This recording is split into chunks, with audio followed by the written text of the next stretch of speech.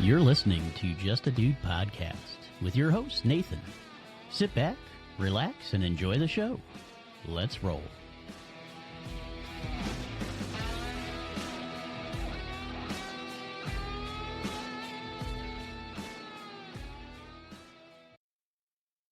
What's up, dudes and dudettes? Welcome back to Just a Dude podcast, where we hang out, shoot the breeze, and talk about life with some seriously cool people. I'm your host, Nathan, just a dude trying to figure it all out, one conversation at a time. Today, we've got a guy who's not just a dude, but a legend in his own right. He's a writer, a musician, a cancer-fighting warrior, and a dude who lives by the motto, punch today in the face. Stick around because this one's going to be a wild ride. All right, let's get into it. Please welcome my guest, Ray Hartjen. Ray, welcome to Just a Dude podcast. Can you give a little bit of an elevator pitch to the listeners out there about who you are and what you do? Yeah, Nathan, thanks so much for having me. I love what you're doing with Just a Dude, and it's a great opportunity for me, and it's an honor for me to be just a dude on your Just a Dude podcast. Yeah, for your audience out there, my name is Ray Hartjen. I'm a writer and I'm a musician. I'm also an advocate for cancer patients, caregivers, and allies. And I live in Southern California and keep busy with all three of those roles: writing, music, and cancer advocacy. Yeah, and that's no small feat. I mean, being a writer, music, and advocacy, I mean, those could each be a full-time job in themselves, and here you are doing them all at the same time. Yeah, I'm trying, and a lot of times it's you beg from one to borrow from another to try to do something, right? So it's I was just talking to somebody the other day, how do you make time for music? And it's hashtag Music Monday for me. Nice. When I try to carve out a good chunk of Monday just to kind of focus on the creativity around the music and the like. But yeah, it's sometimes difficult. It's like everybody when you have multiple roles, right? There's lots of people in the audience listening, watching today. It's like, you get caught up and you have multiple passions. And I think we've all faced at some point in time with just work-life balance, right? And so you get caught up with work, but that's not the only thing you do, right? There's other things you want to do. And, that's one of the things I want to talk about with you today. The idea is that we all have, these challenges that we face during our lives, and we all have these obstacles from, between where we are now and where we want to be, and I've had, my share of, obstacles kind of tossed my way, and using a growth mindset, I've used some tools that have helped me kind of refocus on things that are most important to me. And I think that's what really we all want as humans, right? We all want to seek some joy. We want to have some inner peace and peace of mind and a sense of self-satisfaction, right? And I think there's some things that I do with my work, particularly in cancer advocacy, that might just be of interest to you and your audience. Yeah, I love it. And I know we're going to get into all of this stuff. And what I'd like to do, if you don't mind, even though, okay, I got to tell you, I'm in Northeast Ohio. And so I'm obviously a Cleveland Browns fan, but we're going to talk about your books anyway, just jokingly. But I mean, you've written books like Immaculate, How the Steelers Saved Pittsburgh and myself and multiple myeloma. Plus you're out there playing gigs and advocating for people's. What's the thread that ties all this together for you? Like, what makes Ray Ray? Yeah, I think I'm just a storyteller. In my professional career as a public relations, corporate communications, and a marketer, it dawned on me decades ago that the way to really engage somebody, whether it's an analyst, a reporter, a customer, a member of the media or what have you, is to kind of frame your messages in stories. As humans, you kind of crave stories, right? We as little kids, we're like, "Mommy, Daddy, tell me a story." Right. And those are that we want. So, I think I'm just, a storyteller. I've kind of always been a storyteller, and, I've had a lot of pivots throughout my professional life. But, when I looked back on it a handful of years ago, I saw that the commonality was there's just telling stories here, telling stories there to, communicate as fully as possible and to engage others in conversation and in dialogue. Yeah, that's awesome. And one of the things that, like your motto, and I see it on your website, and I got your website on my opposite screen here, but hashtag punch today in the face. And I love that saying, but can you give the audience a little bit of an idea of what's behind that saying? Yeah, it evolved. It evolved from if not now, when. And to go back to the first book that I wrote, Immaculate, How the Steelers Saved Pittsburgh. A friend of mine, I'm not a Yinzer. I'm not from Pittsburgh, so I'm not one of your neighbors. In fact, yeah, you're not a. I was born in Texas, and as a kid, I grew up a diehard Dallas Cowboy fan. So there you go. Let me tell you, Nathan, the 12-year-old Ray would look upon me with such disappointment and disregard for the fact that I wrote a book about the Pittsburgh Steelers. But my buddy Tom, he is the Yinzer. He's born in Pittsburgh and loves the town. He, like me, I believe he's the same age I am, 61 years old. Pittsburgh, the Pittsburgh Steelers were horrible for a long period of time, when they were founded in 1933 to all of a sudden 1972. 1972, things began to come around and turn around. Well, for years and years and years, decades even, Tom had kind of gone through this hypothesis that, it's like, Pittsburgh had to endure a very painful deindustrialization transformation. Yeah. And it came out the other side of it. It's a painful decade or two. It came out the other side as a new economy success story. Pittsburgh just routinely fits into these most livable cities in the U.S. and most livable cities in the world lists that come out. They're viewed now as, leaders in healthcare, research and technology, Right. robotics, academia. It's like, wow, this used to be a steel mill town. Yeah. Completely a steel mill town. And if you weren't a steel mill town, you were catering to the people who worked in the steel mills, right? So, Tom looked at that and said, well, how come other cities continue to struggle? Detroit continues to struggle, Cleveland, Sure. Buffalo, Yep. Akron, Gary, Indiana. And in his mind, his thesis was it was the Steelers. When the moments were bleakest for the community, they all of a sudden had these heroes playing over at Three River Stadium that were in their mirror image, lunch pail type of team, tough, blue collar, the type that took showers after work, not before work to go to work. Right? Exactly. Yeah. And so, Tom talked about this book with his family for decades, talked about it with me for 10, 15 years. And just one day, based on some other things that I'm sure we're going to get to in our conversation today, I just grabbed him by the shoulders and said, if not now, when? As a musician doing gigs, we're always looking for a way to make a few extra bucks. And the best way of doing it is put some stupid saying on the back of a t-shirt, put a logo on the front and sell it for 20 bucks. That's big, right? So that was one of our t-shirts. If not now, when? Right? And that was my message to him. If not now, when? I mean, we're talking about something that started in 1972 that went through the 70s and the early 80s. Let's talk about it. So how about I am a writer? How about if I start this book and we'll see if we ever veer off of your vision? And if we veer off your vision, we'll just course correct. Turned out a year and a half later, we hadn't veered off the vision, didn't need to course correct. And when we had the book, and it's a book that I'm super proud of. I think it's a good book. Yeah. Maybe I had a vested interest in saying that, but I'm right. excited about that. But, the whole idea for me was that motto, if not now, when? It was like, what do you want to do? So let's get it done. And that's morphed into punch today in the face because, and I want today to know that I've been here. When I'm at the end of the day, I'm going to look back on it and say, I've achieved something today. Because Nathan, the day is truly a gift. And we know that not everybody received today as a gift. So, how can we honor them? How can we honor ourselves? How can we honor the day? And that's just to seize the opportunity that is today. So, I want to wear today out. I want today to know that I've been there. So when I'm laying in bed, it's like I took advantage of you today, and then I'll peek tomorrow and say, I'm coming for you next. All right. So that's another shirt for another saying for the back of another exactly. shirt for some more income from gigs.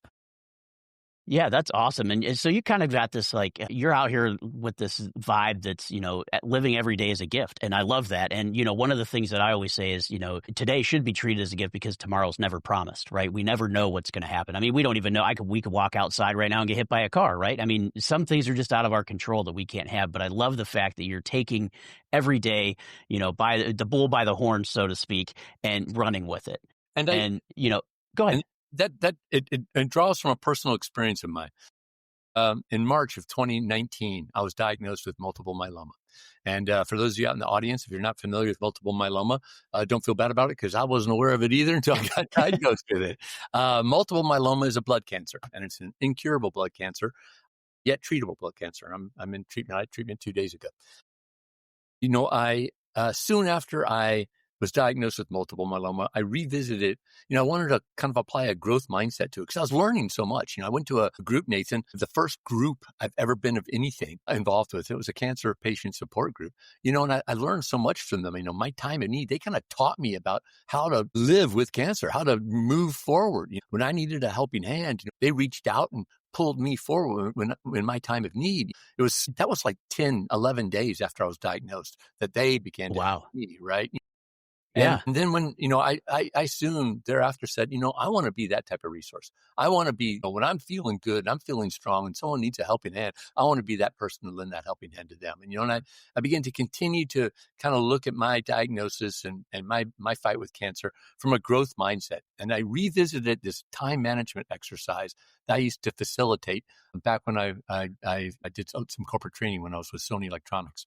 And this is a time management course from Franklin Covey. Stephen Covey is the Covey and Franklin Covey, the author of 7 Habits of Highly Effective People. And this is a simple exercise, and I want everybody out in the audience to do it. If you have a pencil and a piece of paper, that's great. And if you don't have a pencil and a piece of paper, it is so easy just to do it mentally in your head. So here we go. It's a timeline exercise. So you just draw a line from left to right, horizontal line. And then at the far left-hand side, make a little tick mark. On the far right-hand side, make a little tick mark. And so there you have a segment, right? Now, on the left-hand side, underneath that tick mark, you write the letter B. That stands for your birth. And then you're already ahead of me because everybody out there is smarter than I am. On the right-hand side, just put the letter D, and that's going to represent your death. So, as Nathan just said, hey, tomorrow's not promised, right? The hard part, the introspective part of this exercise is looking at that timeline. This is your time on this planet. This is your time. Where do you think you are? Where do you feel you are? And again, you don't know tomorrow is where do you think you are? So, take a moment to kind of think about that. And I'll tell you where I always thought I was. When I was facilitating this to small groups and large groups, I'd always just kind of haphazardly throw my tick mark right in the middle. Because Nathan, man, I was going to live forever. And if it wasn't going to be we all are, right? Yeah, it's going to be 100 or whatever, and I didn't pay much attention to it. Then, after my diagnosis in 2019 was an incurable blood cancer, I looked at that with, and intellectually said to myself, Ray, you're probably a little further to the right than maybe you thought you were before your diagnosis. Right. Right. So, okay, let's move it over a little further to the right. Let's take it one step further, though, group. What does that mean to you? Where's your tick mark on your timeline? And what do you think it means to you?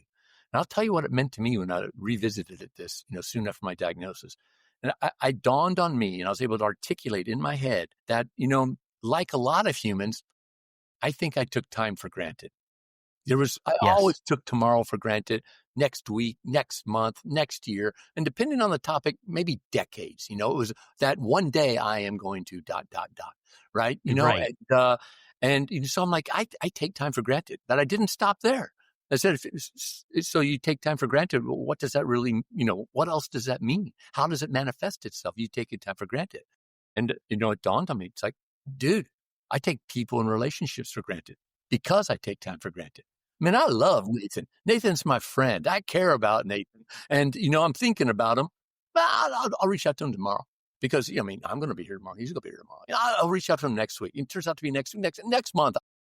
Totally going to get in touch with Nathan next month, and he just kind of push things back. And that's when I wanted to look at my timeline and say, you know what? I need to reprioritize my life on what's important. What do I want to do? And who do I want to do it with? Right? That led to, if not now, when, which then morphed into Punch the Day in the Face. It's just simply looking back at that timeline. What are the things I want to do? What's most important to me?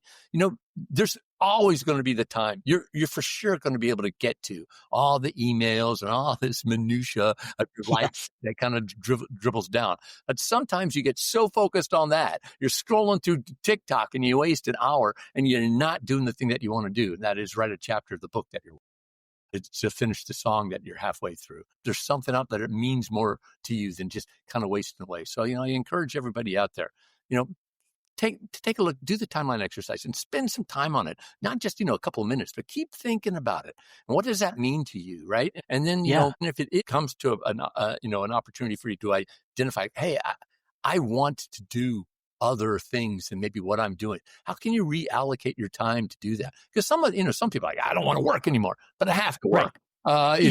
But what can I do to maybe fit in some of the other things? What are the things most important to you? Who are the people that are most important to you? Let's try to figure out a way for you to accomplish those things. Therefore, when you sit back in bed at night and you're going to sleep, you can look at the day and say, I've made the most of the day. I'm looking forward to tomorrow.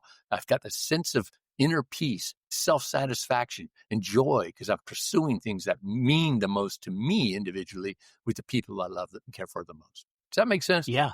Yeah, it does, absolutely, and one of the things that I think is wonderful about that too, and hopefully for our younger listeners that are out there that maybe in their 20s and 30s, is I think when we're in that age frame is that we think we have more time, right? And we can do all these things, but we may not. And as we get older, I'm in my 40s now, you said you're in your early 60s, and I think we tend to look at things a little different, right? Like I remember when I was in my 20s, I was very money motivated, wanted to get, earn as much money as I could, work as much as I did. And now that I'm older, I'm like, boy, I wish I would have worked less when I was younger and in better shape and explored more than, doing it today. I don't think anybody sits pat on their deathbed and go, you know what? My big regret is that I didn't spend more time at work. Yeah, exactly. I don't know. Nobody does. I don't know if that's the case, but yes, time does go by. You younger folks out there, I mean, just think about how fast this last year's gone by. Maybe, but Man. particularly if you start a family and you have kids growing up, and next thing you know, I remember one time I love football. I watch a lot of football, but I have two kids. They're 29, 27 now, but they were like 9 and 7 playing soccer. And I remember one year at Thanksgiving, it's like, boy, I can hardly wait. Who's playing football today? It's like the last game of the year in the college football season and the regular season. I'm like, where did that time go? And it was just a season I kind of missed out because my Saturdays were filled with youth soccer instead of, watching football. But time goes by. I catch myself all the time thinking like, all this, and I'm relating a story that was in the mid 90s. That was 30 years ago. And that's crazy because I feel like the mid 90s is like yesterday, That was my heyday was in the 90s, but yeah. I was born in 1964, when I was younger, the 50 station was the oldies station. That was what Right. my parents were listening to, the 50 station. Remember, this was when I was in the 70s. Yeah. My biggest musical influencer, hair metal. Yes. That's 40 years ago. So when I was a kid, the oldies station was 20 years old. My favorite music is 40 years old. Time goes by, all you young folks out there. Just make the most of it, right?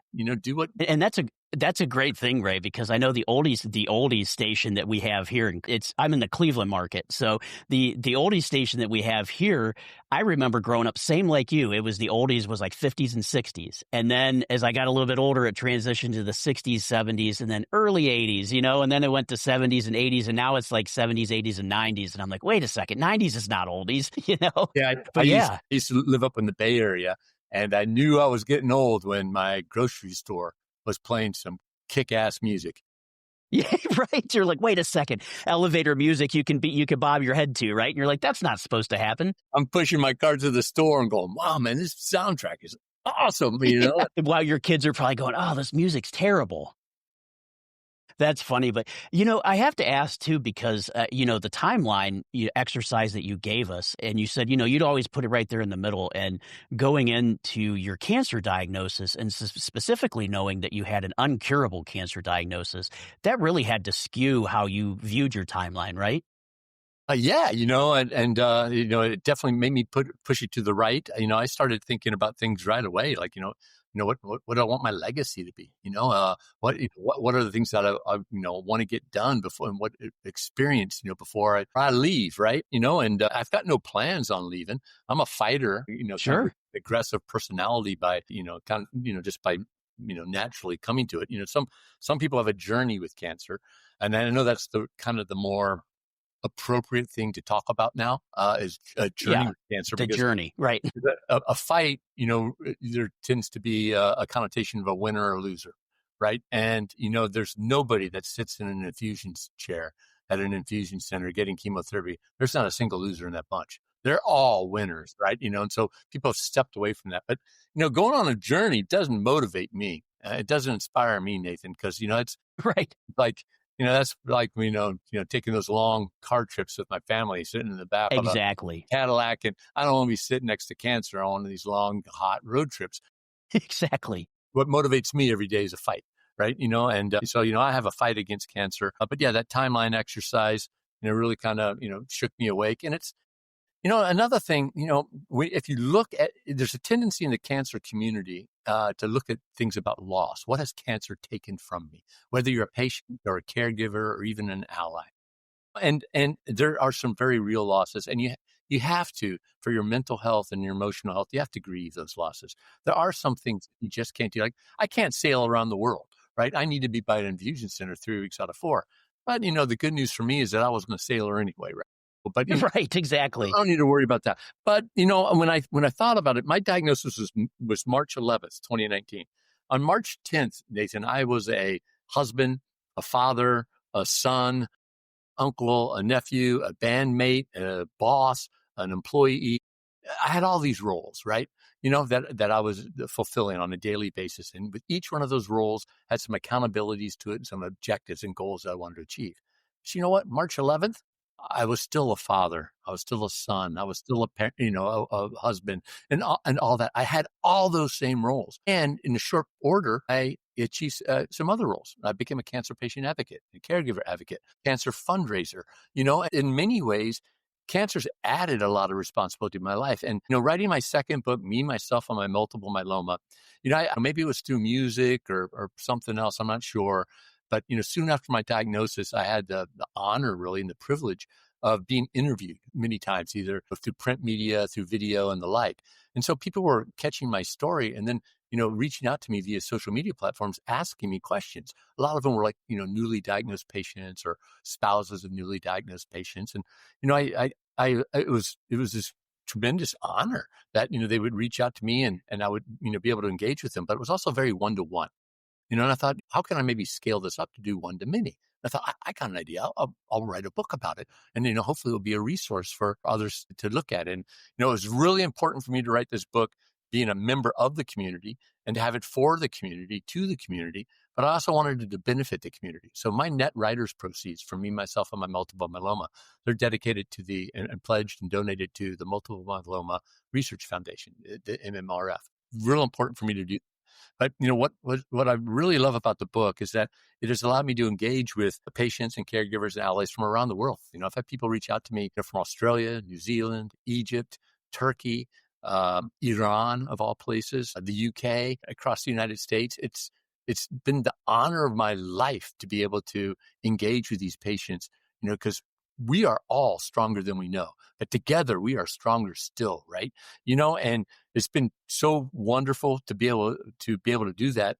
I was on a podcast, probably 3-4 months ago, and the woman asked me, said she has multiple myeloma too, and she's like, "Would you change your diagnosis?" I thought, oh man, her name's Helena. I thought, wow, Helena, Mm-hmm. on the spot. Here I am on a podcast. I can't take like an hour to but what a great question. Hadn't thought about that. And as I was thinking about it for a few seconds, I thought, you know what? I got to go with what's coming from my gut, from my heart, from kind of instinct. And that is, I do not want to have cancer. Don't get me wrong, Nathan. But Right. but you know what? I don't think I would change my diagnosis for the growth that I've had as a human, as a person since March of 2019 till now. I am a different Ray. I'm a better Ray. I've had more meaning in the last 6.5 years than previously. And I don't think I would change that. Keeping in mind, I would love not to have cancer. Sure. I mean, absolutely. I would say that anybody that has cancer would love to not have it, Yeah. never have the diagnosis, right? Or have it be able to, go into some type of remission or be cured. But yeah, you're right. You've got a disease that's incurable. But would you say that your diagnosis went from just a cancer diagnosis to a purpose? Yeah, it was a life-changing moment for me. I spoke to a guy not that long ago. He had a cancer scare and was worried about it. And in that 1 week between tests and getting the results back, which we in the cancer community called scanxiety, scan and anxiety Sure. Yeah. together, right? So it's, what's the scan going to come back and say? And he was like, oh, no.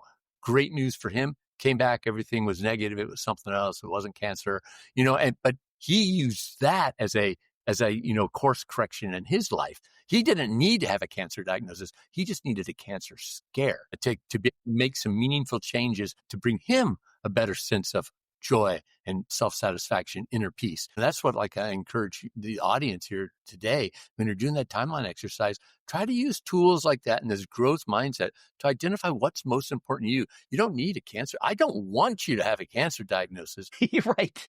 Meaningful changes in your life. I want you to discover meaningful changes, organically and on your own, but discover them. Don't just do what you do on Tuesday because you did it on Monday and then do it again on Wednesday. Next thing you know, a week goes by, a month goes by, a year, a decade goes by, and you're no closer to getting your true satisfaction, your true calling, your true meaning, true value of what you want out of your life. Yeah, I love that. And you know what? It's something just myself sitting here, Ray, talking to you, I realize that I've missed a lot.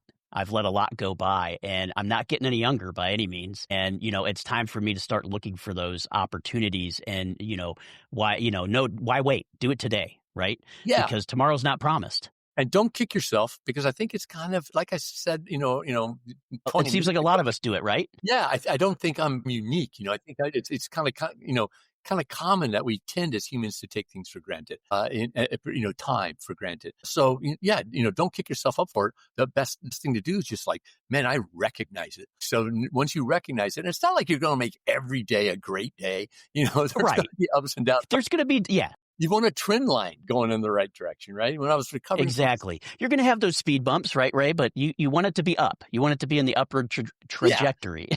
Don't look hour over hour or day over day. Look week over week or month over month. When I was recovering from my stem cell transplant, my attending physician was telling me, like, hey, don't look at it day over day. Look over week over week, and like, how do you feel? Your strength coming back and so forth. It's like, oh yeah, that's a lot better because you are going to have those ups and downs. But let's make sure the trend lines go in the right direction. And we're all different. We all have that one thing that we want to do. That one thing that we want to accomplish, or multiple things. Right? Find yours, people, and then make up a plan to do it. Don't worry about finishing. Sometimes you get this. It's like, I want to do this, and it's like, oh man, it's going to take forever. Right.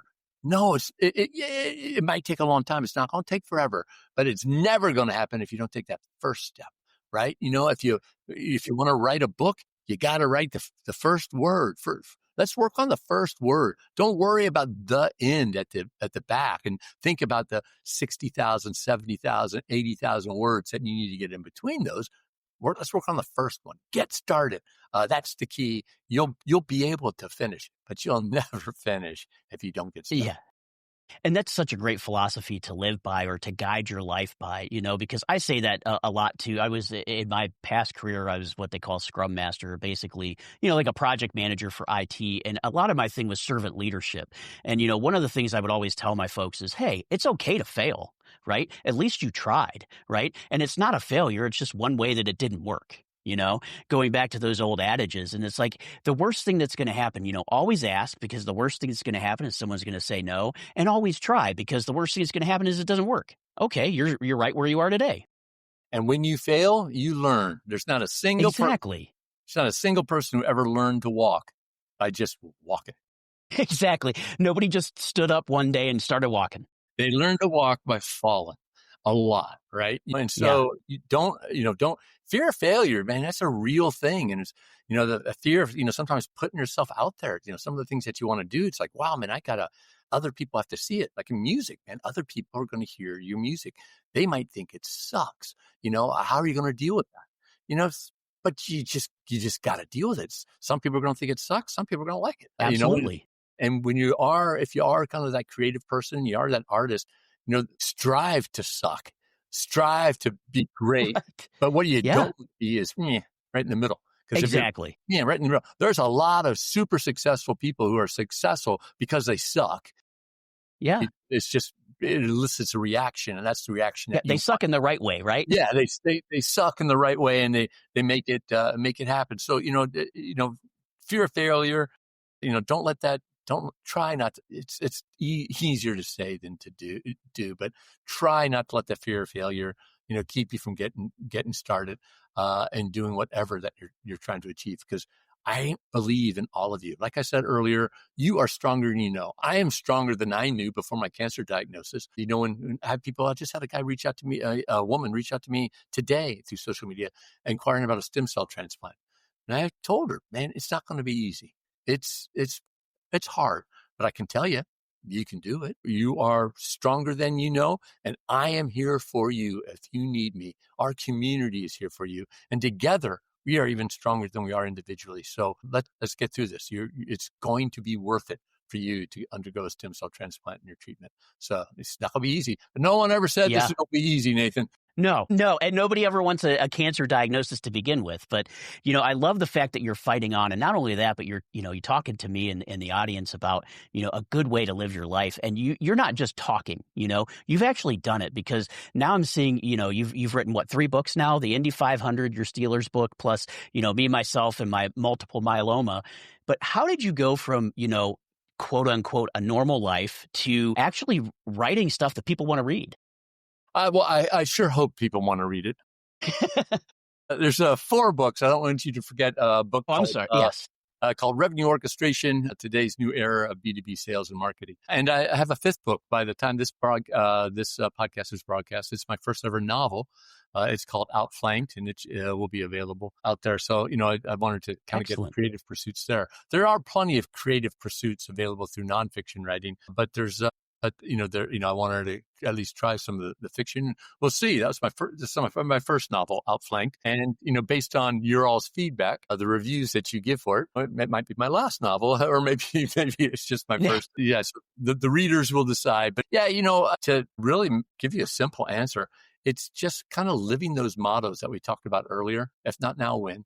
And punch it in the face. It's just living those to the fullest, right? Writing a book seems like a daunting task, when you look at it. It's not. Did you ever read the original Tom Clancy books at all, Nathan? Yeah, some of them, yes. Remember those giant books? Well, it turns out people don't. My publisher, Morgan James Publishing, tells me, and they told me when I wrote Immaculate, it's like people don't. You have to watch your word count because people don't buy thick books anymore. I'm like, what do you mean? Yeah. I pulled short attention spans, right? Picked up a copy of War and Peace on my desk. Look at this, Tolstoy, War and Peace. This is over 1,000 pages. And he goes, you're absolutely right. Classic literature. Wonderful book. Nobody buys that book anymore. When did you buy that copy? Right. I was like, true. I bought that copy like 30, 40 years ago. Right. Immaculate was 132,000 words when I turned it in. And they're like, no, that's too big. We fought Hort. We cut a story about Iron City beer. And we cut a story about Roberto Clemente, and it's down to like 130,000 words. It's pretty thick book. That's for its size. A novel is like 65,000 words, 60,000 words, right? So break it down a little bit. You don't need to write your 60,000 words in a day, but if you write 500 words a day in 120 days, you have a 60,000 word manuscript, right? So in 4 months, you have a book. It's just kind of breaking it down. What do you want to achieve? I want to tell this story. How can I tell that story? Well, I got to get started on it. I don't have to do it all today, but, a couple hundred words, here, a couple hundred words there. Next thing you know, there's 500 words. I've kind of done my quota for today, right? And now it's time to move on to some of the other things that I need to do. For me, it was, seizing the opportunity of the day, punch today in the face. If not now, when? The book's not going to write itself. So I need to do it. And, if you're doing things that interest you, you'll be able to find that passion. I mean, I just said 5,000 words a day. That's not that many. I mean, if for a writer to write, if you're good at it, you're used to it, right? Yeah, that's nothing. Easily write 800 to 1,000 words. I mean, that's like a pretty decent sized blog post, So you get 1,000 words there. Then now you're down to 2 months, and you've got a manuscript down. So when you think of those prolific writers like Stephen King and Jeremy Robinson and others, I mean, their books are, they're just doing what they love to do and getting started, getting it done.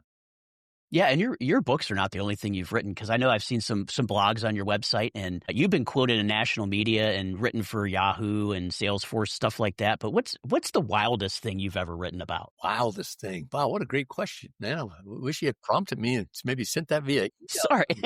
Hey, don't worry. I can edit out any pauses, so I'll make it look like you came up with it in a second. I used to write articles on the San Jose Sharks for Yahoo. And I wrote an article once. There was nothing wild about it, but, my editor at Yahoo was like, here's some ideas. And, one has something to do with like, the zombie apocalypse. So I wrote, this is the starting lineup the Sharks should roll out when facing off against a team of zombies in the zombie apocalypse. I like that. And yeah, it was as ludicrous as that sounds. I'm going to try to find that on Yahoo in some place and maybe put it up on my website. But I remember getting feedback like on Twitter. What did I just read? I remember this one woman wrote, and I'm like, oh yeah, but that might be kind of the wildest thing I wrote about. I can tell you one of the things that is the most rewarding thing that I've written about. Yeah, please. I am a huge auto racing fan, IndyCar fan, and the Indy 500 is like my thing, man. I love the Indy 500, and it dates back to when I was a kid, and I'm going through the Scholastic America catalog. And I was probably like in fourth grade, fourth grade or something like that. In the Scholastic America catalog, I saw this gem. It was called the Indy 500 30 Days in May, written by a writer named Hal Higdon. And what that book was a chronicle of the 1970 Indy 500 from April 30th, the day before the track opened for practice, to May 30th, the running of the Indianapolis 500. And that book just ignited my passion for the event and for the sport. Right. And for years, I thought, man, I would love to rewrite this book instead of about the 1970 race, but to write it about a current edition of the race.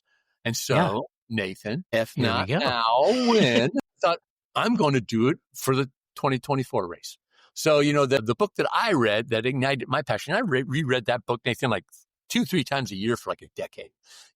Wow. I love that book. I have a copy around it or someplace that I just recently bought a retro read reprint of a copy. The Indy 500 is different now. It's no longer a month-long type of process. It's really a couple of weeks at the lead up to the race. But there's really, it's a life-changing event for the people who win it. It's really kind of a year-long thing. So that's the approach I took. The book starts with the last 2 laps of the 2023 race and then goes through the entire year up until the victory banquet the day after the 2024 race. So the book's called The Indy 500, Year-Long Quest to Win the Greatest Spectacle in Racing. And that's been, a really rewarding thing for me to put out because I've wanted to do it for such a long time, and pay kind of homage to the book that's ignited my passion, the Indianapolis 500. Yeah. It's been a bit slow on the sales cycle so far, but I'm hoping it's gotten good reviews. So I'm hoping that over time people are going to appreciate it. And then, man, if I can capture the imagination to some casual reader and they become a fan of the Indy 500, then mission accomplished. Yeah, absolutely. That's the same thing I say with, to the podcast. If we reach just one listener and give them something that's going to improve their lives or help them to better themselves in some way, then we've won. Right. Yeah. It was a job well done, and I think that's the same thing. But your book, the Indy 500 book, just came out in May, right?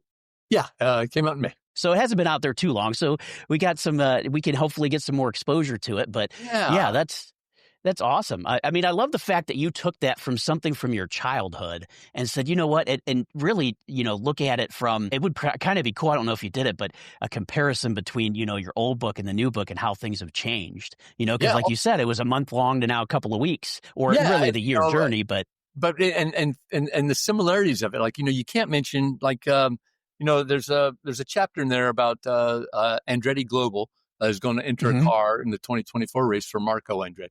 Now, you can't talk about Marco Andretti without talking about his father, Michael Andretti. Exactly. You can't talk about Michael Andretti without talking about Marco's grandfather, Michael's father, Mario Andretti. Exactly. So it's not just about going up to the Indy 500. It's also talking about these historical figures, right? And that's what the Higdon book did a lot too. In 1970, it was talking about, AJ Foyt, but you can't talk about AJ Foyt just in the context of 1970. You also have to talk about him at the time as a 3-time winner, 61, 64, 67, the legend of Super Tex and what made him that way. So that was kind of the fun part of writing the book is, revisiting the way Higdon did it in his book of, not just talking about that race, but also, these characters that, that lead up to it and then, meaningful stuff about their history and the history of the race. Yeah. I don't even know I guess the 2024 race was the 108th running of the Indy 500. I mean, there's a lot of history to be able to in the book. And so, it was now coming back to that thick book, if you did the full history, right? It is almost as thick. It's not quite as tall or wide, but it's got a lot of words in as well. It's not a children's book, but I am looking to hopefully to get some younger readers involved. I've reached out to a couple of schools and saying, hey, I will donate a box of books if you are interested in having your kids read this. And maybe they'll get wrapped up in the Indy 500. I You're love close. that. Yeah. In the Cleveland metro area, you can make a trip out there. I can make a quick trip. Absolutely. Yeah. Of course, I have not gone, but I think that would be an awesome experience. I'm not a fan of watching races on television. Just like the same, I'm not a fan of watching golf on television. To me, it's a little bit different, but I do love live experiences. It's the same thing like you brought up, the San Jose Sharks, and I'm a huge hockey fan. And I always tell people, I'm like, you lose a lot on television. You need to go see it in person. And that's the difference. I think that's when you really get people hooked, is if they can actually go to a race, go to a hockey game, whatever it may be, and see it in person. The atmosphere is just so much different than watching it at home. Yeah, two things there. Better for hockey, try to play it. Right? Yes. Oh my goodness. Yes. I was a hockey player for a long time. In fact, I just officially retired. Haven't played in about a decade. But I did get rid of my hockey bag, and my daughter was like, well, when did you play last? I was like, about 10 years ago, but I was always keeping hope that I will get back out there. But man, try to play hockey and you understand that, it's soccer on ice, and the amount of exertion that you put in. Dudes on the NHL level, if you're playing defense, you might play 45 seconds at a time. If you're playing offense, you'll play about 30, 35 seconds at a time because that's all you can do. And you are you're completely gassed. And, in TV, sometimes it's hard to follow the puck. You're there in person. It's something else. It is. That point in auto racing, auto racing is not for everybody. And I get it, man. Particularly like in a NASCAR race, the average NASCAR race, a stock car race, is over 3 hours long. The average Formula One race is about an hour and a half. Average IndyCar race is about an hour and 40, 45 minutes. But, the repetition of it. But when you're there in person, it is sensory overload. Yes. The sounds, you can feel these cars go by. You can sort of taste it. You certainly can smell the racing fuel and stuff like that. And it is sensory overload. And like you bring a kid, it's like bringing a kid to a monster truck rally, Yes. And it's the same thing. It's just, but you're just like, what do I am supposed to pay attention to first? Is it the sight, the sound, the smell, the taste? Auto race is wild, and you might as well go to the biggest one of them all. Yeah. Yeah, absolutely. If you're going to do it, especially, and that's one of the things too, I was going to say is not only like in an auto race, you get there, and I've been to more, drag races, drag strips. And because my dad does drag racing, well, he used to, he's a little bit older now, so he doesn't do it as much. But, when you would see those top fuel dragsters, you see how fast they go in a couple of seconds at a quarter mile, and you're like, wow, that's crazy. But if you are there and you can feel it, you can literally feel these cars throughout your whole body. And I've even seen the same thing. I went to some Formula One races with my grandfather when he used to work for Goodyear in Mid-Ohio. And we went to some of those and just hear, the zing, those cars just zinging by and feeling it. It's just a whole new experience. Drag racing is a trip. And when you go to an NHRA event, every ticket is a garage pass, basically, right? So, I've been to a number of Formula One races, and even as a member of the Paddock Club, which is, top flight stuff, but you still don't get access. Nobody does access like the NHRA. No. You just walk through. Yeah. And you're talking to your favorite driver. You are chatting with the crew. What are you doing here? We're replacing the cam. They're tearing down the engine all the way down and rebuilding all the way up in between heats. And you are right. That's crazy. Yeah. And NASCAR top levels or not NASCAR, but NHRA drag racing, top levels, funny car and top fuel dragsters. You can feel those wherever you are, but particularly wherever you are. We're sitting up close or sitting behind them. I remember at Seattle International Raceway, living up there. Behind it, you're getting hit with bits of rubber and stuff like that. Yep. You feel the exhaust. Smell the gas and everything. Oh, yeah. It's an amazing thing. And if you've ever walked on the track, this is for people listening. I made the mistake once of walking on the track and not realizing it was sticky. Yeah. And I was wearing untied shoes and I walked right out of them, so, it is funny just to see everything, but yeah, you have to experience it in person for sure. And I love that you brought that up because I encourage anybody, if not today, when, right? Do it. If you've been wanting to do it, do it. It goes into our whole theme here. But, Ray, I do want to switch gears, pun intended. But you're also a musician, and I would be, remiss if I didn't ask you about this. But are you still playing with the band, the Chronic Padres? Yes and no. Okay. I'm in California. My singer, Scott Srochek, he moved to Florida for income tax purposes. So That makes sense. we are bi-coastal, which makes things difficult, right? So we're trying to figure out, a way to do things. He was out here in January for the NAMM convention, which is it's like Christmas for musicians. It's the National Association of Music Merchants, a big show in Anaheim, and you get to talk to everybody who produces any amount of type of gear, hang out and, go see concerts and, chat with artists and things like that. So we're trying to figure things out, writing music to record, but, to make it work out for us, we need to figure out kind of like a short little tour. It doesn't make sense for me to fly to Florida for one gig. It just makes sense for him to fly Exactly. here. Right. So, where can we meet, or where can we line something up for a couple of weeks of performances? So, yeah, that makes sense. we're still trying. What I'm trying to do right now is get some of the music that I've written into demo format and share it online. I used to live in the Bay Area. My wife and I relocated to Southern California a little over a year ago to be closer to our daughter and her husband. And so up in the Bay Area, there was this musician. His stage name is the Fantastic Negretto. And he was a former R&B singer. Went through some things in his life, both health related and just, in his head, and it decided to reinvent himself as a blues artist. And as a blues artist, he would go down in the Bay Area. The train system is called BART, Bay Area Rapid Transit. So he'd go down to the train stations, and his philosophy was, if I could engage people, get people to stop on their morning commute or their afternoon commute, and just kind of connect with them, then maybe I'm onto something. And if they just kind of walk by, maybe I'm not onto something. Turned out he was onto something. He's won 2 Grammys in the blues category. Wow. In the last 5 years, right? So he's onto something, right? But where I am in Mission Viejo, I'm looking around. It's not really a train station. So what am I going to do? So I thought, what I'm going to do is it costs like $20 to distribute a song online. So I'm just going to use some of these songs, do them, kind of, brutally raw. I don't consider myself to be a good singer. The medication I take affects my voice to begin with.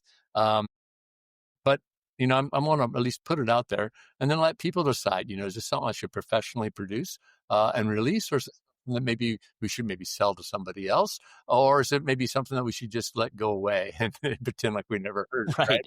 And so there are tools that we have. I don't know where my Zoom is around here, but, there are tools that basically fit on my desk that can allow you to have at least a demo put out there. So in lieu of live performing right now, so, I'm going to try to get some of these songs out there, put them up on, Spotify, YouTube Music and the like, and just get people's reaction. I'm going to use the online form as my train station. I love that. And you know what? What better way to use than to use an online platform where you're not getting just locally, right, feedback. You can get feedback all over the world.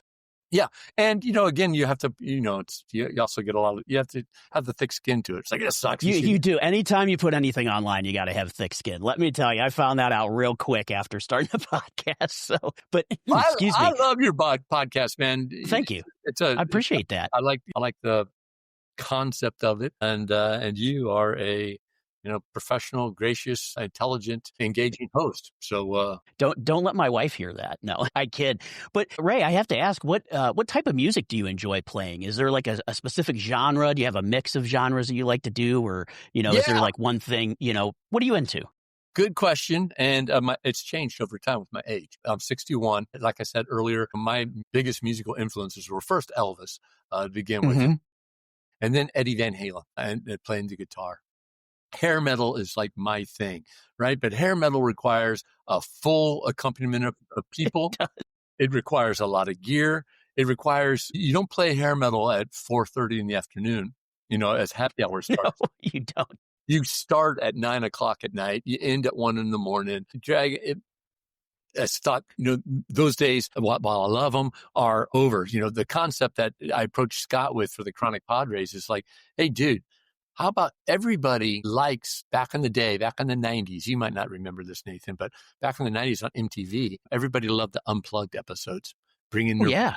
Unplugged. No, I remember that. Absolutely. Yeah. Like Nirvana. Yeah. Alice in Alice in Chains, I think was on. Chains, Yeah. Unplugged. Oh, yeah. You have these wonderful programs, but they sold a lot of records about it too. And I'm like, how about we do that? How about we take our favorite rock and roll songs and pop songs that people recognize, and we just strip them down to their bare essentials. Acoustic guitars, 2 guys, 2 acoustic guitars, 2 microphones. Our setup is about 30 minutes. Our teardown's about 25 minutes. We're a happy hour band. That's how we build ourselves, the Bay Area happy hour band. So that's what I like to play, and I have been doing, probably for about 10 years now, is stripped down classics. Today I was just listening to, I was in the car. There's a Night Train by Guns N' Roses, and I was just thinking, I wonder what that would sound like, stripped down, one guy, acoustic guitar. And I haven't bothered to play that yet today. But after this podcast, that's what there I'm you doing. go. Now you got something to do. I'm trying to break that down. So I like playing music like that, stripping down songs,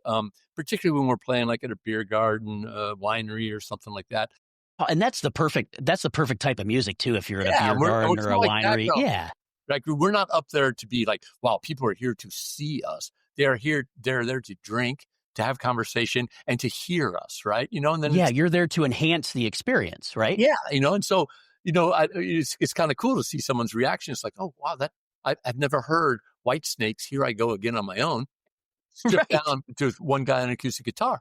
But that's what we do. And one of the things that I also like to do is, because again, I'm a little self-conscious about my voice, is I like to sing women's parts.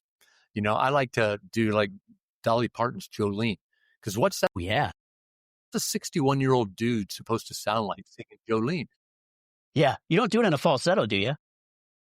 It probably sounds like the way I'm going to do it, right? Because no one's like really familiar with it. I like doing like Miranda Lambert songs, and I've actually just mentioned 2. Yeah.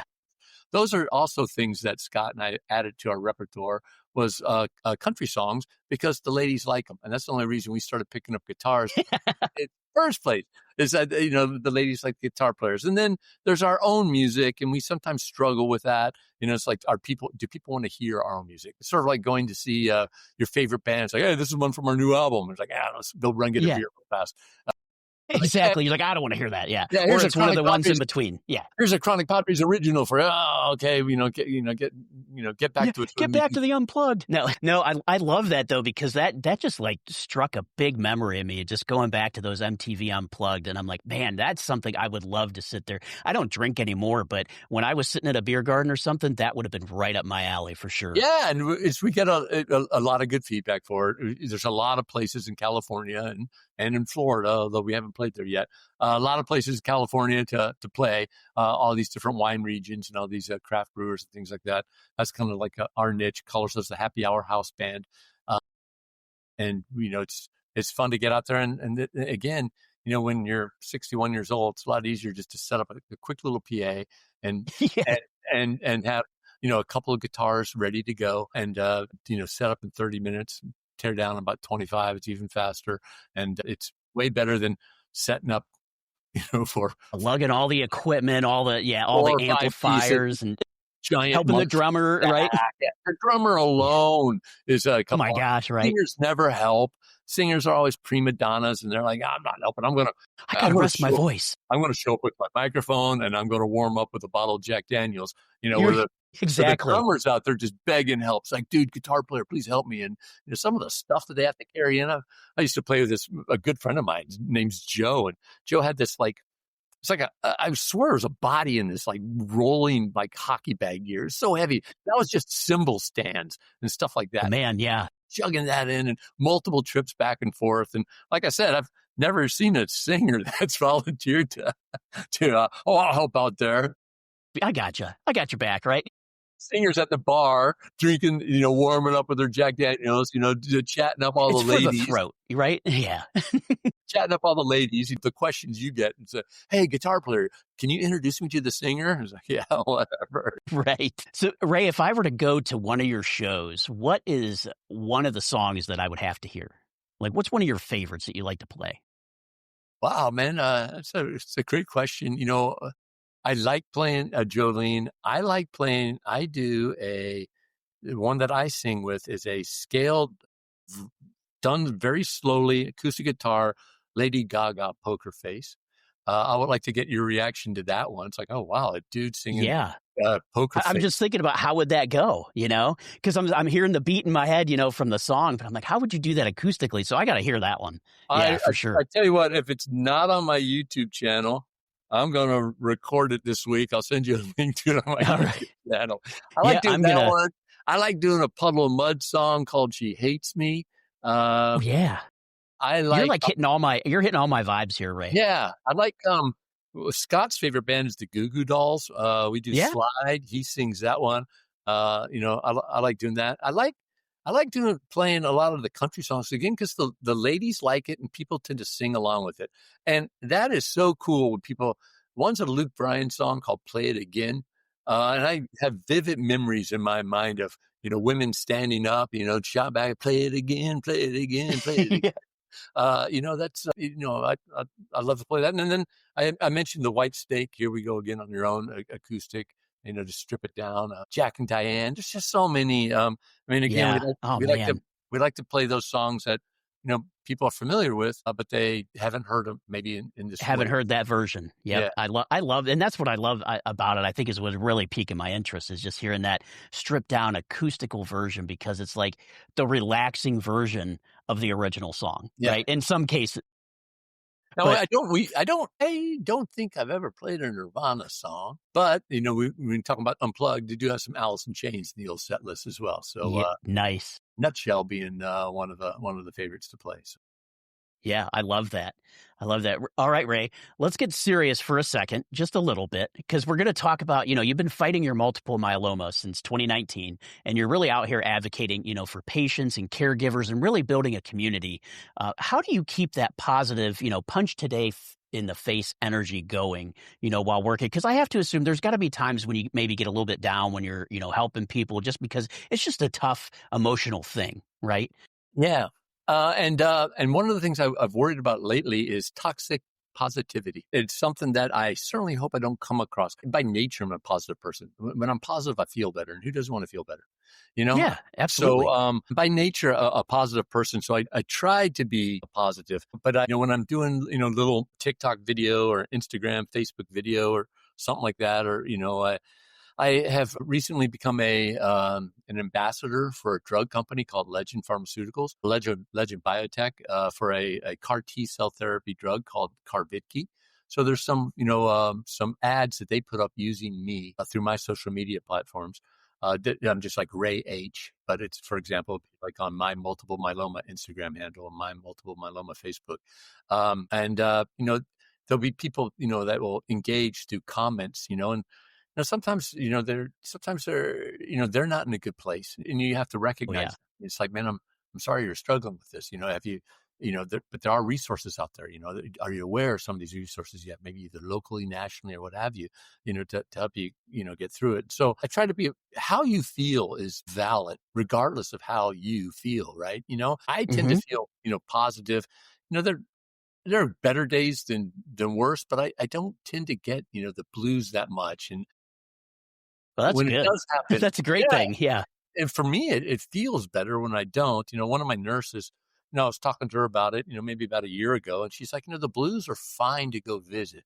Just try not to move in permanently, Yeah, and don't stay there. yeah, but sometimes I do struggle with people who, like, I remember a guy who wrote up on one of these ads that I appear in. It's like, why are you fighting so hard when you're just going to die? And I'm like, I'm ready to type in an answer. It's like, wait a second, hold on a second. And like, what's going on with this guy? Right. He's different than me. And so, I thought about it for a day and I felt compelled to reply back. It's like, man, I I don't know what's going on with you, but let me tell you what's going on with me. I made a choice when I was diagnosed. It's like, how do I want to be remembered? How do I want, what type of role model do I want to be for my kids? Things don't always go the way that you've maybe scripted out in your head. In life, you're going to be faced with tough times.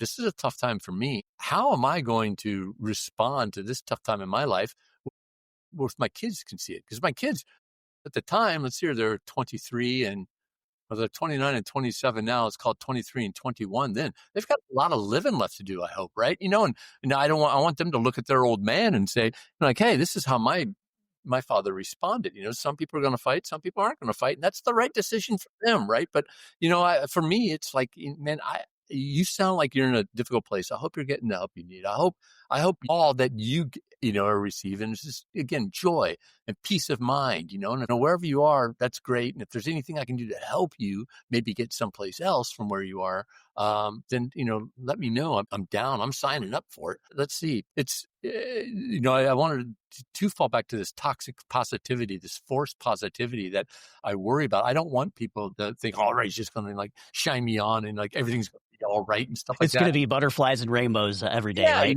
And you see toxic positivity, this forced, inauthentic positivity, like in the workplace too. Like hey, just Yes. stop complaining. You're lucky to have a job. You'll be fine. We'll do. You just put on the smiley face when things aren't right. You have to be honest. You have to be authentic. You have to have a degree of integrity.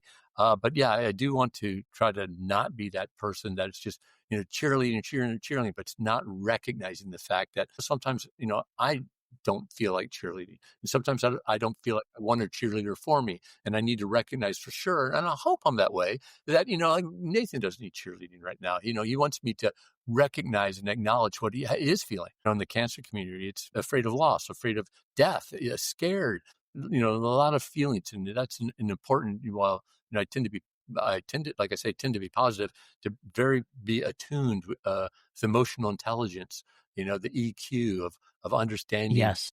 not only how I feel, but understanding how others might be feeling. And it took me a long time to learn that, Nathan. I hadn't even heard of emotional intelligence until like 25 years ago or something like that, and for me, it was trying to, I'm still learning. And so I'm glad you asked the question about the positivity.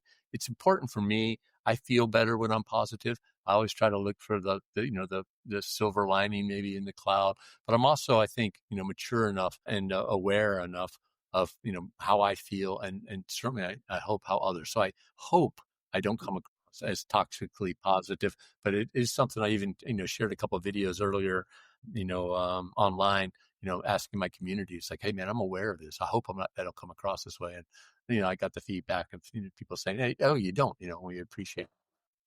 Yeah, but I love the fact too, Ray, that you recognize that it's okay to have those days, those down days, and you can recognize when people just want to be, have the blues and maybe just talk to you about it, and you could go into it with, your positivity, or, just go into it as an understanding. And it's nice to know that, yes, we're all going to go through these ups and downs, and this comes back, right? Hey, here we are coming to, doing a 360, coming back to the beginning again. But, the way you look at things and the way you do things, it's okay to continue on. You can have a bad day, but let's not make that a trend, right? Let's try to trend upwards.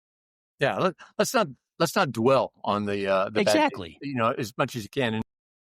And the saying that's gone around, it's okay, not to be okay. It is okay not to be okay. If you're out there listening or watching, and you don't feel great, it is okay. And how you feel is valid to you, right? And it's sort of like perceptions. When you view perceptions as one person's perception is their reality. Yeah, that's another truthism, right? Recognize the fact. And like when I was younger, for me, it was shake it off, right? I didn't really Yeah. kind of understand, mental health as a younger man. I grew up. My dad was a career Army officer. So it's there tends to be like mission focused. What's the mission? Yep. Knife hand, right? Yeah, you can worry about how you feel later, But right now we got the That is mission. exactly, and I'm not trying to talk bad about our fathers because they grew up in a totally Yeah. different time, right? And I mean, even my dad's still, my dad's still alive now, and he's a little bit older than you, and he's in his 70s, but he was like that too. He was brought up from his father, and who was a World War II vet, and it was always, emotions are not a man's thing, right? We don't show emotion, we just hide things in, and now we've learned a little bit, since then, that it is okay to have emotions, and it is okay to feel bad, it's okay to feel good, it's okay to not be okay. Right? Like you said. And even culturally, with some cultures, the value being calm and collected, and being cool, calm, and collected. There's no room in there for being emotional, right? Because you're cool, Right. calm, collected. It's the exact opposite of it. Yeah. And it's the way that I grew up. I mean, my heroes were that way. John Wayne in the movies didn't talk a lot about his feelings, No, particularly. he didn't. So, that's, and like I said, I hadn't even heard of the word emotional intelligence and EQ until I was, I think it was 2000, 2001 when I first heard it. Yeah. So I mean, mid 30s. So yeah, I was a late starter, but I think I've advanced and it's, I continually learn, right? But yeah, as a younger person, oh, shake it off, rub some dirt in Yep. it. Rub some dirt in it. That's what I was going to say. Yeah. Right. Exactly. Rub some dirt in it. You'll be fine. Walk it off. You'll be okay. But, Ray, you've been in this, for the lack of a better term, fight, right? Because you're fighting your cancer. It's something that can't be cured. So you're fighting it, every day, every week, what you need to do. But for someone who's maybe starting this fight, what's a piece of advice or one thing that you would tell them, as they're starting out in this fight? Yeah, that you can hack it. There are success stories out there. I know when I was first diagnosed, like my son looks up, multiple myeloma, average life expectancy of 5 years after you get diagnosed. It's like, well, I'm expecting to beat that. I have, thankfully. But, there's also, taking consideration to it's on average, like an 85-year-old gets diagnosed with multiple myeloma. Right. There's a lot of therapeutic options that aren't available to them. 85 years old would be a pretty tough recipient for a stem cell transplant. Like I had. Yeah. Oh, yeah, I had absolutely. my stem cell transplant in late 2019. I was 55 years old. And treatments they advance all the time. I mean, we're in a weird type of political environment where We are. Yeah. or who knows how this might stall some other advanced treatments through science and discovery. But 30 years ago, the Multiple Myeloma Research Foundation has done a great job of getting new drugs to market, and the options for treatment get better all the time. So if you are a new patient getting through this, know that there are a variety of modalities for you to explore through treatment. We tend as patients to all start off on the same induction therapy, but after that, there's many different lines of therapy, including CAR T cell therapy shows an awful lot of promise. So just know that there are treatment options. It's an incurable cancer at this point in time, but it's treatable. Right. And through Yes. treatments, through treatments, it can be managed. So keep that in mind, and then also keep in mind that you are stronger than you know. It's like those stories you read about, like the mother, a kid's trapped into their car, and the mother, lifts the back Yep. of a Lincoln Continental off of their car. Exactly. When push comes to shove, you've got the strength. You've got the strength to take your meds. You've got the strength to go through the treatments. You've got the strength to go to your doctor's appointments. You've got the strength to eat better and to exercise well. You've got the strength to, engage your community and your loved ones and have difficult conversations sometimes. You've got this. And the last thing I'll share with you new patients, perhaps, that might be out there, if you need help, man, we've got a great community. I'm number one. You can reach out to me Yeah. anytime you want to. My phone number's in the book. Who does that, right? You can hit me at my website at rayhartjen@gmail.com. On all the social media platforms, my handle is Ray Hartjen, with the exception of TikTok when it's Ray Hartjen 5, I think it is. I think I just pushed that. 4 other people, yeah, probably stole your name. I think my sausage-like fingers on my phone, put in an extra 5. But you can find me out there, Ray Hartjen, and you need somebody on your team. I'm number one on your team. I'm here to help. And it's, like I said before, it's been the honor of my life engaging with patients, caregivers, and allies. Yeah. And Ray, great. one thing I wanted to ask you too on that front is, because I know you've been going through treatment and a lot of folks are going to have to because it's treatable, right? Not curable. But have you still been able to quote unquote live a somewhat normal life, even though you've had to go through these treatments? Yeah, there's fatigue Sure. that creates a problem. I'm on an intravenous chemo drug and another one, an immunotherapy drug that's injected in my stomach. Those create some nausea for me that I got to deal with through medication. I am in a treatment center. I'll have treatment in 5 days again. One of them is going to be about 4 hours long on top of another. So I spend some time in a chair. I'm kind of tethered to it. My wife and I, after that treatment, we're going to go to Italy for a little over a week. Uh, Oh, nice. Yeah. yeah, So, yeah, I mean, life is different. There's a new normal, right? I can't there's take. some restrictions, right? Yeah, Yeah. I But think I do have a week off on my current treatment schedule every month. So the most I could travel would be like 13 days, unless I wanted to miss a treatment, and then I would just go on. But I don't like missing treatment. I like getting treatment because I like fighting cancer. yeah, So I don't like to miss treatment, but yeah, like I said, I will no longer be allowed to sail around the world. If I wanted to take off and right. 3 years You're on not a taking boat, a year's trip, right? yeah, Yeah. I'm not doing that. But yeah, I have a normal life. I do have a port. I just did a video about today. Oh, Some yeah. patients asked questions about my port, but I can swim. I can get in the ocean. I can do anything with it. I like to not do that the day of treatment when I have a Yeah. Don't blame you, right? freshly, poked hole in there. But yeah, there's, just, there's a lot of people with a lot of other diseases that have it a lot worse off than I do. I mean, just in the And cancer that's ward, there's people there that are there all day for chemotherapy. Yeah, and that's just one thing I wanted to kind of get out there because I figured that's where you were going to go, but I just wanted to show people that you're not alone. You can still, even though you're fighting, you can still live a somewhat normal life, and make it impactful not only to yourself, to your family, and to others. Yeah. And yeah, I mean, keep keep that viewpoint, you patients out there, and then you just allies of patients, people that 1 out of 3 people in the United States are going to be diagnosed with cancer in their lifetime. That's the low end of the Wow. studies. One study Yeah. says 40% or 4 out of 10 people. Whether it's you or not, just don't even think about that. It's going to be somebody at least somebody in your professional network, your personal network, your family, or what have you. If you're an ally out there, if you're a caregiver, it's also difficult for you folks as well, not just the patient. Sometimes you need the help. I've had so many spouses reach out to me through social media platforms. Make sure that you attend to your needs as well. And make sure all of you out there that are listening, you are more than just your physical being. And sometimes we kind of think about, oh, my back is sore, I'm tired or something like that. Right.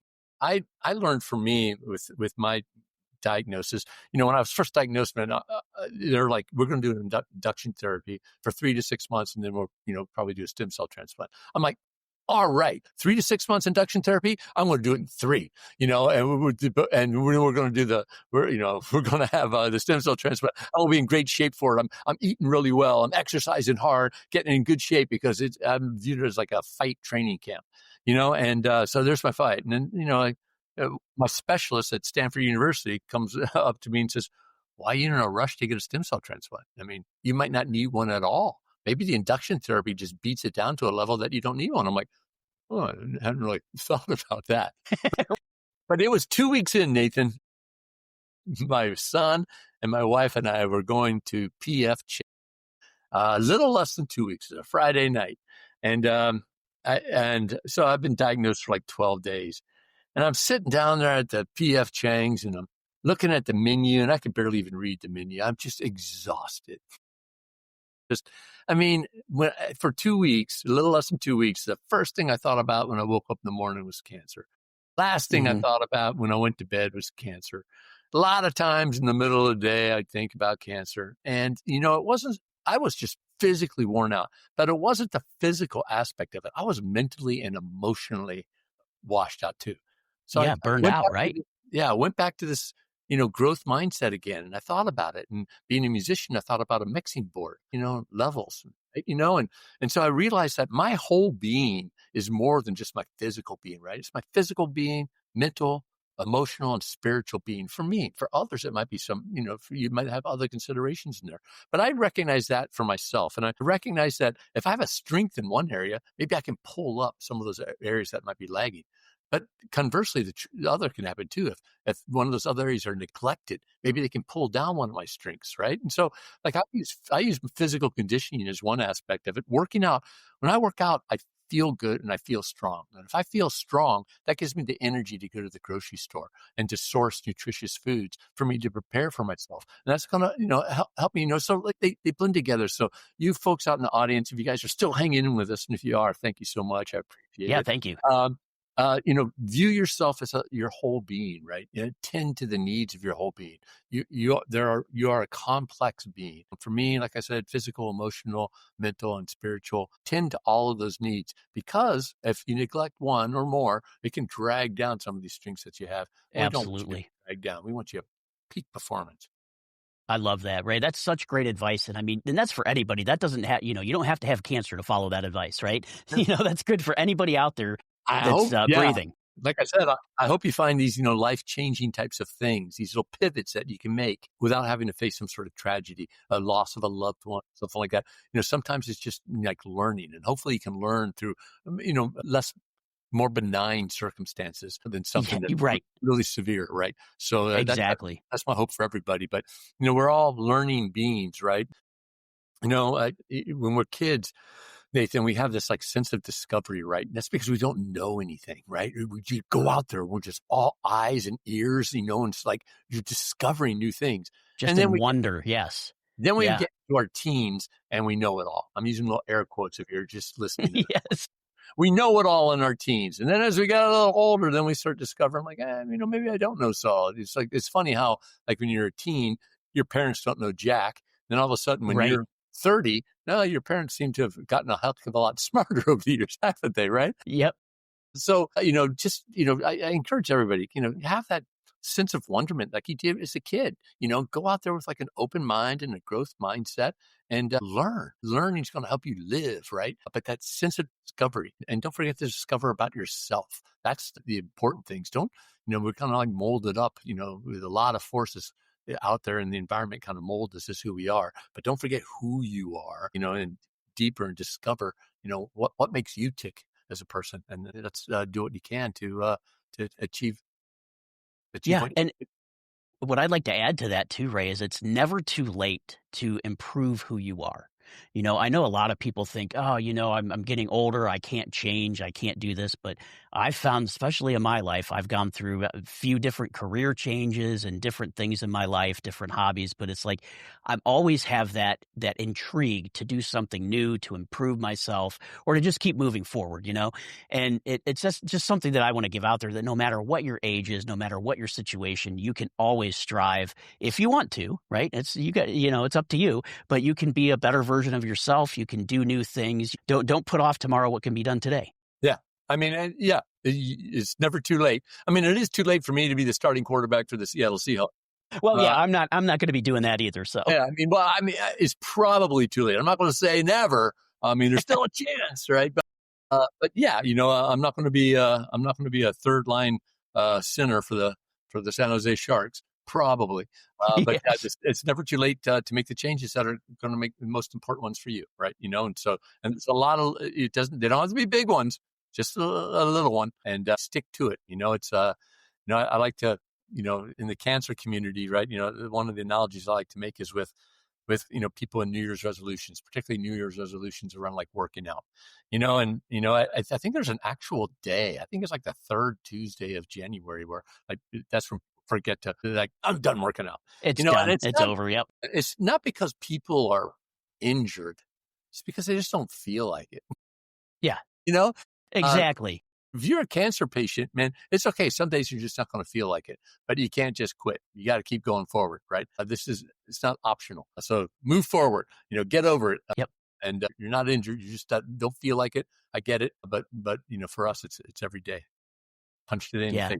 Absolutely. And Ray, one thing that you mentioned and I want to bring up is, you're donating your proceeds from your memoir, myself, and my triple myeloma, and you're donating that to the Multiple Myeloma Research Foundation. But why is that so important to you? I mean, I think I have a good idea, but I just wanted to give you, an Yeah, opportunity. I just wanted to be, authentic about it. Again, I wanted to be a resource for the community. And like I said earlier, I'd been doing these things on a one-to-one basis. So, how could I do this one-to-many? But I don't deserve to profit off of it. I want to give. So, I wanted it to be from somebody in the community. I wanted to be directed to the community. I wanted it to benefit the community. And I thought, what's the best way I can do that? It's really just like the Immaculate book. The Pittsburgh book, my co-author, Tom Olenek, he was like, Ray, for all the work you've done on the book, how about if we donate the proceeds to cancer research, cancer therapy? So it's like, it's a great idea. And it should be in the Pittsburgh area. So I think over the book published in December 22nd, 2020, I think Tom just gave another check to the UPMC Hillman Cancer Center. I think in total, it's the first check was, I think it's $9,064. So $5,032 was one check. The other check was $4,032. The 32 being the number of Franco Harris, the hashtag Be Like Franco. So that book, those proceeds are going to cancer facilities as well. So That's awesome.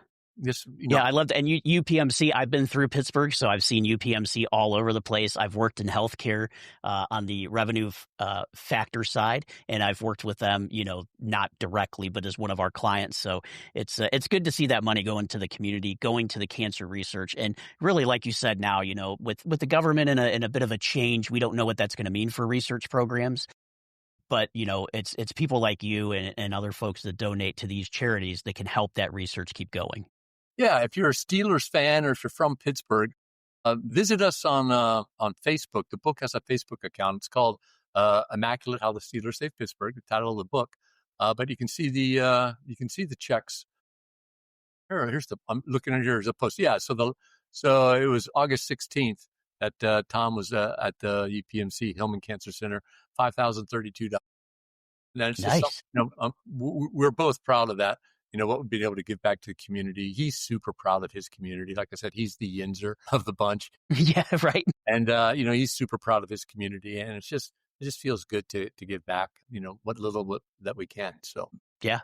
I love that, Ray. And I would be remiss if I didn't do this section with you, but I do a section on almost every podcast now that's called Dude Q&A. So where I just ask some off-the-wall questions to you to let the audience get to know you a little bit more on a personal level. So if you're ready, let's get it. Let's go. All right. First question for you is favorite Steelers moment of all time, or that was in the book, whichever you prefer. Wow. Good question. We use the Immaculate Reception as kind of like a bit of glue, that whole game between the Raiders and the Steelers. As you can't talk about the Steelers saving Pittsburgh without talking about Pittsburgh, and you can't talk about that without talking about the Steelers. That's two different audiences, right? You got your historical group and your sports fan. So you tied it together, the first 2/3 of the book through that entire game. So my favorite game would be that Immaculate Reception game, December 23rd, 1972, and that most memorable play in NFL history. Yeah, that's awesome. I love that. For you, because I know you're an Indy 500 fan, what is a go-to food for you for a watch party? And go-to food for any type of watch party, for any sport, is nachos. Oh, yeah. I love How can you go wrong, right? Love a plate of nachos. I like the idea of nachos usually a little bit more than like at the end of nachos. At the end of nachos, I've a little bit of shame associated with it. It's like, wow, man, I just polished off a bunch of stuff. My doctor would probably be a little bit disappointed in. But yeah, nachos. Now, at a stadium, that's a watch party. I'm assuming it's somebody's house. At a stadium, I am a chicken fingers and fries type of guy. They seem to be the safest pretty much everywhere.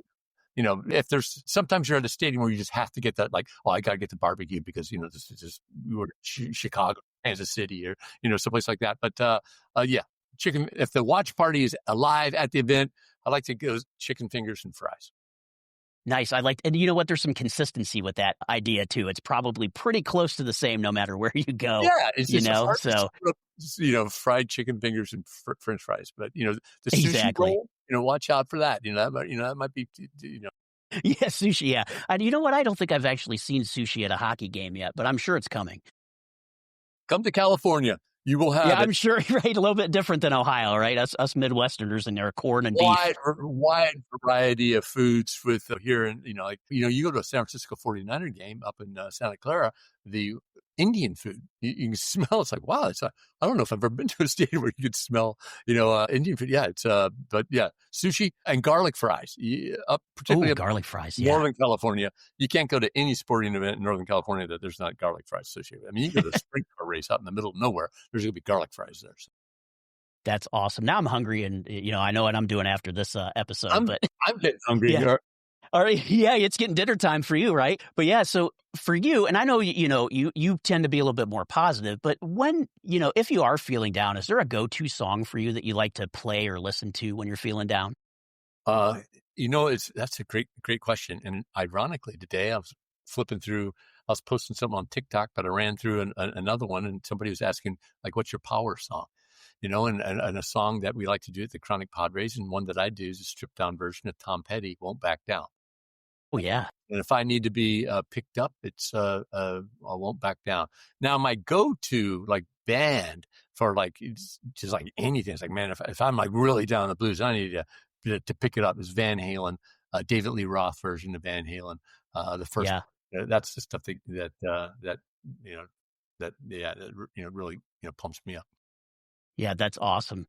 And all right, if you could punch one thing in the face besides today, what's it going to be?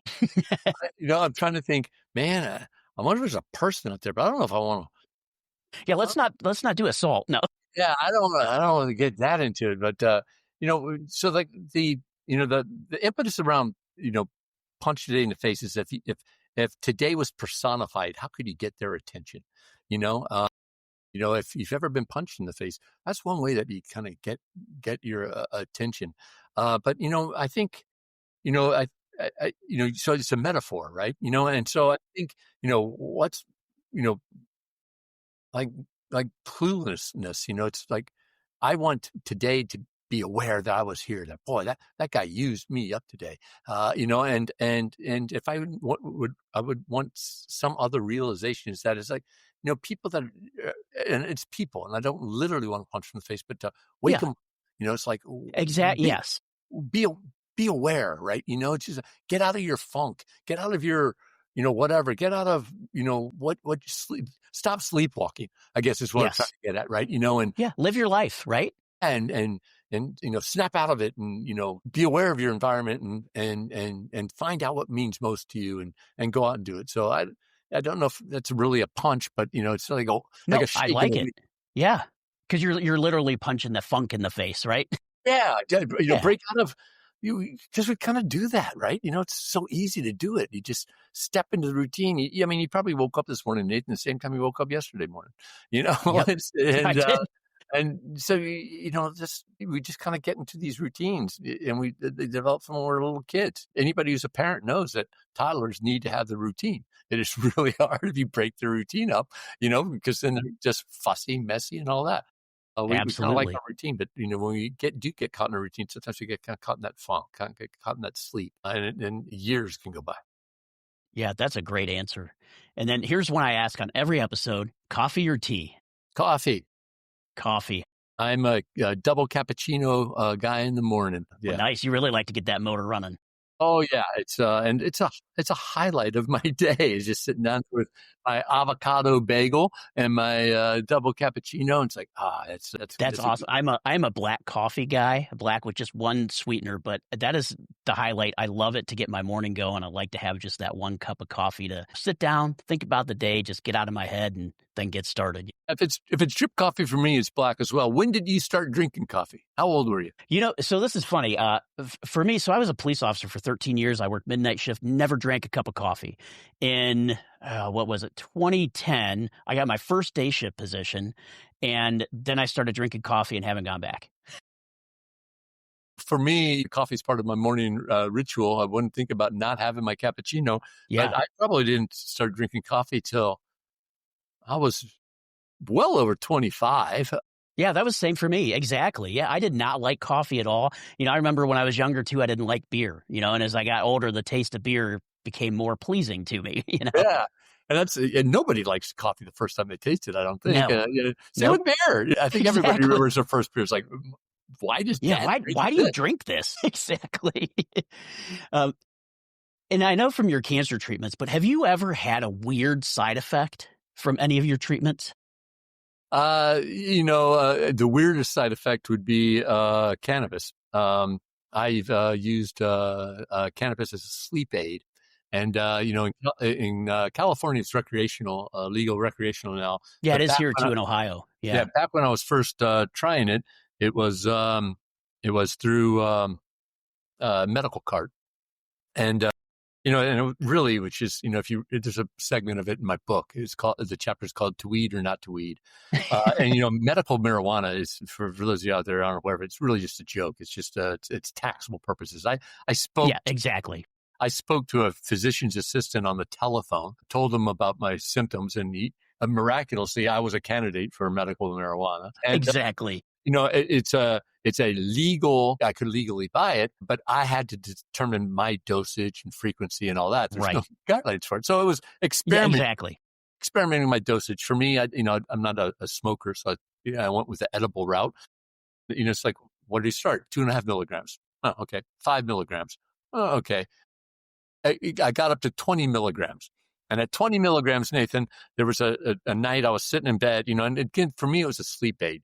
What I tended to do with multiple myeloma, you tend to get some night sweats. That's one of the symptoms of people before they get diagnosed. But for me, I would typically wake up after about like an hour, between 45 minutes and 90 minutes of sleep. And I would wake up, usually be kind of warm, but then I have trouble getting back to sleep. So I thought, hey, man, if I eat some edibles, cannabis edibles, and then, when I wake up in 45 minutes or, an hour, maybe I'll just be drowsy and I'll fall back to sleep. Trying this 20 milligram cookie, I'm laying in bed and I could feel like this bubble, like moving up and down my esophagus, right? And then I said something to my wife, Lori, that should have provoked a response, but she was silent. So I started thinking, did I even say that out loud? In fact, am I even awake or am I just dreaming all this? What is this? I don't even know what's going on. So I wake up next morning and say, well, that was kind of like a weird experience. But Yeah. being the scientist that I am, I needed to replicate that. Sure enough, a week later, I did 20 milligrams again. And I had the exact same thing happen to me where I'm feeling this air bubble, what I think is an air bubble going up and down. I'm like, did I say this out loud, doing this? So then I recognized that 20 milligrams is too much for me. Maybe I Yeah. should, settle down. Back it down a little bit. Yeah. Turn it down at 5 milligram level. So yeah. And it's so funny because I spent a lot of my years here in Ohio as a police officer arresting people for marijuana, which, at this point I think is absolutely ridiculous. And let me explain why is, I never had to fight anybody that was high on marijuana, but I had to fight a lot of drunks, And so I always say it was of the two, I'd rather you be on the marijuana, but I look at it now and we're seeing all these uses for medical treatments, right? Like helping you sleep. I had a friend of mine that was in Colorado and had cancer and it helped him with the nausea, and stuff like that. So it's like, people that have seizures can use it to help reduce the amount of seizures. So, I sit there and I look at it, of course, the government, they always, the last to know, last to go, right? But it's like, when are you going to get off your hands and at least make it medically available throughout the entire country, And because there are benefits. Yeah, I think, I actually became, one of you mentioned, I was a, frequent pundit about, from national media on some things. One was, retail marijuana. For a while there, geez, I can't remember the exact year, but it's probably around 2018 or something like that. I'd written a blog post at a company that I was with. It was about retailing marijuana and having a retail experience. People just came to me. It's like, oh, this guy's the so-called expert. So I had a lot of that. But there's so I used to know an awful lot about legalization of marijuana. There's not that many states where there's nothing legal. I think there's only 4. Yeah, I think at least a lot have the medical cards now. Yeah. They have the medical cards. For me, I was just thinking about this today. I haven't had an edible in months. I'm kind of inconsistent with it. And I just thought about it Yeah, because just when you need it. I've been having trouble sleeping lately, and I'm thinking, oh, maybe I will go back to those or not. But yeah, it's we've talked about this, me and my friends, many times. As a lot of drunks getting fights, a lot of stoners are just eating nacho cheese Doritos. Exactly, or going through the Taco Bell line. Yeah, exactly. That's what I always said. I never had to fight it with anybody that was high on marijuana. That's for sure. Yeah. Other substances, yes, but no, and that's why and I see the benefits of it now medically. So I hope we're getting closer to that, at least from a medical standpoint, to where we can help people like yourself, people that have other diseases. Parkinson's. I've seen what it's done for people that have Parkinson's. It can slow down their tremors and stuff like that. And it's just amazing. And I hope the government at some point, realizes that it's not as bad. If anything, I think alcohol is worse. Obviously now I'm talking edible or eating it versus smoking it. Now smoking, it's a whole different area right now. You're putting it in your lungs. But anyway, yeah, I just hope we get there. But Ray, that was awesome. Those were. I really don't know how my father feels about it. And my father's read the book, but yeah. My dad would not have been, like 30, 40 years ago. Wait a second, you're, taking marijuana pills, gummies. But so we've actually never talked about it. I'm assuming he's okay with the fact. Yeah, if he wasn't, he probably would have let you know, right, Ray? I disapprove of that, son. But yeah, yes. The old retired Army colonel. I don't know if. Yep. That's fun. But that was it. That was Dude Q&A. So you nailed it. You crushed it. It was pretty easy, hopefully.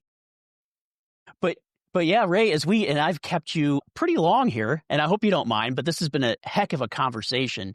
And, what I want to know is, is there anything that you want to share with the audience before we depart? Any last words of wisdom or, and obviously I want you to plug your website and your books as well. I don't know I don't know in the time that we spent, Nathan, that there's, if I haven't said everything, but yeah. Right. One thing I'm completely sincere about this, no matter what you want to talk about out there, if you want to talk to me about anything, I'd be happy to chat you up. You can hit me up anywhere, social media. My handle is Ray Hartjen. My Gmail address is rayhartjen@gmail.com. And I would be happy to talk to you about anything, particularly if you are a multiple myeloma patient, or if you're a caregiver of anybody going through a serious illness, or just an ally. I would be happy to hear your story, listen to your story, and if there's any way that I can help, I want to be that guy that helped. There's a lot of people have helped me through my journey and my fight, and we owe it to each other. We all get something, Nathan. We all get something. It's just a matter of what, but we, like I've said, a couple of times so far during this episode, we are stronger than we know, but together we are stronger even still, right? Absolutely. And if there's anything that I can ever do for any of you, if you want to talk Indy 500, I'm your dude. If you want to talk how the Steelers say Pittsburgh, I'm your dude. If you want to talk B2B sales and marketing, I'm your dude. But particularly if you want to talk about cancer patient advocacy, caregivers, and allies, I'm your dude there as well. Just a dude. I'm there for you. Yeah, he's there, a normal person, with an extraordinary story, which is what we go with, every episode on this podcast. But you're definitely living that, Ray. And just for the listeners out there, it's rayhartjen.com, right? That's your website. And Yep, that will be on the screen. It's not now, but it'll be on the screen when we produce this. But also for our listeners, justadudepodcast.com is also going to have Ray's information. He'll have a guest spot there. You'll see his photo, all his websites and social media handles that I can grab. I'm going to throw them on there. So you could go there to either place and, really get connected with Ray. And, hopefully if you need to connect with him, please do know that you're not alone. And, we can all do this together as a community. Yeah. You got a team. I'm on your team, man. Nathan's on your team too. Absolutely. So reach out. Well, you heard it. Go hit up rayhartjen.com, grab his books, and maybe catch a gig. Ray, you're a dude worth knowing, man. I really appreciate you joining us today. All right, listeners, that's it for this episode of Just a Dude Podcast. If you liked it, smash that subscribe button, leave a review, tell your dog about it, whatever works. We'll catch you next time, but until then, stay chill, stay real, and keep being just a dude or a dudette.